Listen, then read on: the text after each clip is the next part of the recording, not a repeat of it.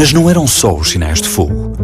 Na cabeça de Senna, Sinais de Fogo seria apenas um volume de 4 de um grande romance chamado Monte Cativo. A ideia dele era fazer um retrato geracional, da geração dele, não é? E, portanto, começaria nos anos 30 e acabaria por volta dos anos 60, coincidindo mais ou menos com o momento em que ele se exilou no Brasil, em 59. E para isso ele previa, assim, o modelo que mais ou menos nos dá a entender nas cartas, embora o romance seja de natureza diferente do Marcel Proust, seria uma espécie de À Procura do Tempo Perdido também, Em Busca do Tempo Perdido. Mas havia sempre pouco tempo.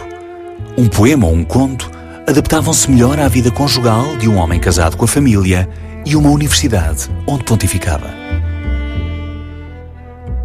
Ele teve uma carreira em que, no fundo, ficou sempre com a mágoa de ser mais reconhecido no exterior do que em Portugal. É verdade, isso. Reconheceram-no mais, deram-lhe mais... Do ponto de vista da carreira académica, ele teve mais facilidade no Brasil, onde lecionou durante alguns anos, e depois, sobretudo, nos Estados Unidos, em Santa Bárbara, onde ele encontrou uma cultura de abertura e de espírito arejado que ele não via, nem em Portugal, nem mesmo nessa época no Brasil. Em 1968, uma bolsa da Gulbenkian traz Senna à Europa pela primeira vez em 10 anos. Faz conferências por todo o continente, mas ao chegar a Portugal é detido pela PIDE. Salazar já morreu, mas Senna ainda está proibido de entrar em solo nacional. O amigo José Blanco de Portugal intercede por ele junto de Marcelo Caetano e é libertado no dia seguinte. Um ano depois, o Diário de Notícias atribui-lhe um prémio, mas erguem-se vozes dizendo que Senna não o pode receber, pois é brasileiro.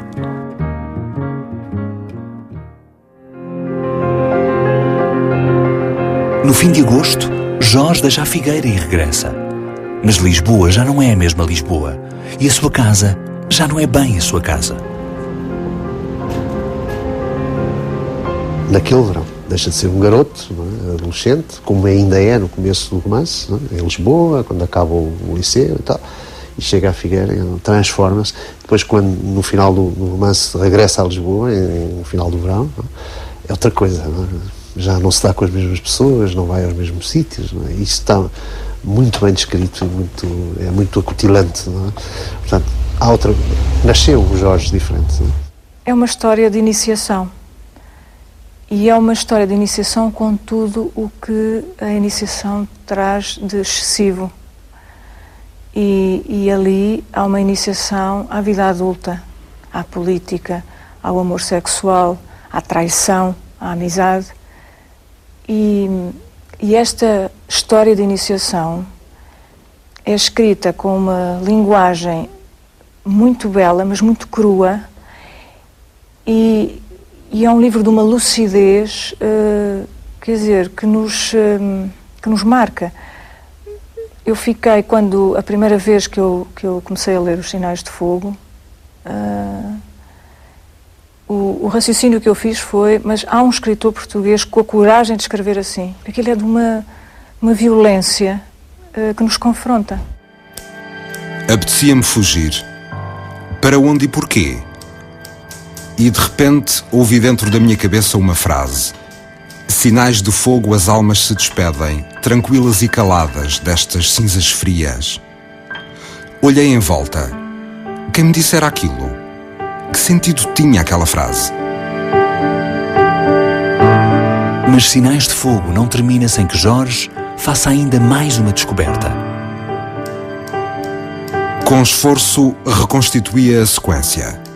Sinais de fogo os homens se despedem, exaustos e espantados, quando a noite da morte desce fria sobre o mar.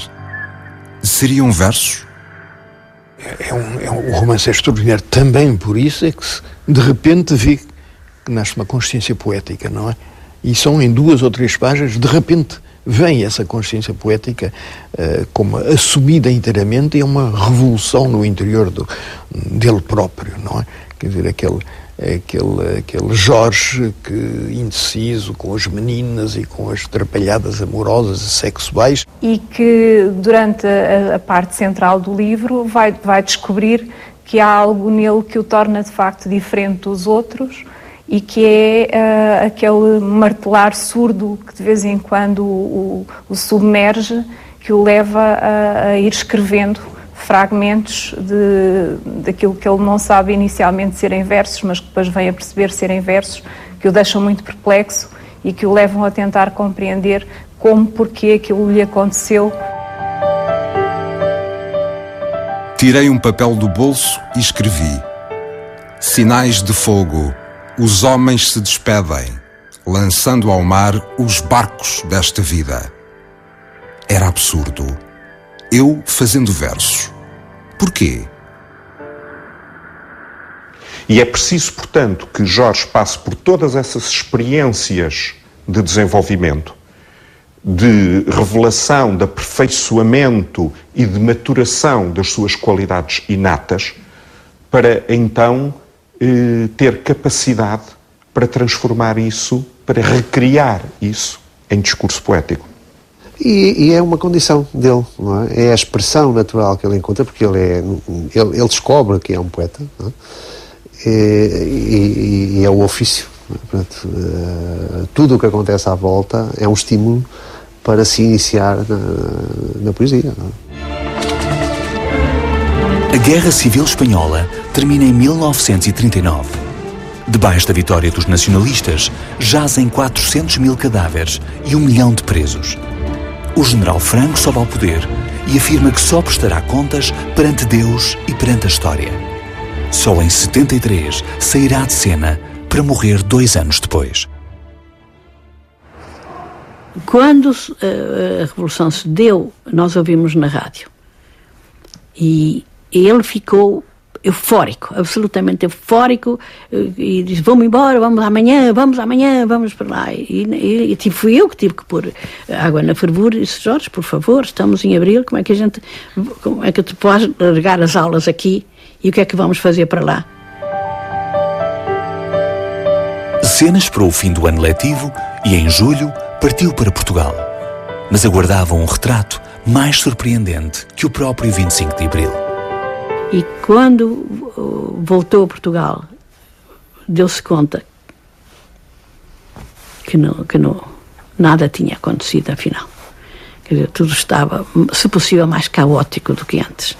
E ficou num estado absolutamente de tristeza. Ele veio antes da data marcada e entrou à porta e disse-me: a revolução acabou, naquele país só há ódio. A partir daqui, Jorge de Sena quase deixa de escrever. Passa a dormir muitas horas por dia e adoece. Continuava a não haver espaço para ele. O homem que recusou ser chefe de gabinete do ministro de Salazar e os convites para se filiar no PCP, pagou por não pertencer nem a um lado nem ao outro. Jorge Sena era um independente, era um individualista, com certeza, mas como é que ele não podia ser individualista se ele estava a fazer uma obra individual de uma qualidade e de uma profundidade extraordinária? Ele era um obcecado por aquilo que fazia. O Jorge Sena foi um homem que sempre teve uma consciência aguda e clara daquilo que valia, da distância a que estava da mediocridade reinante.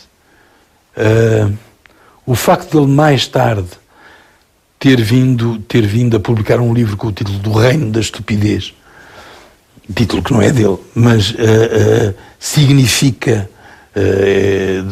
o que ele pensava do que era essa estupidez reinante em Portugal.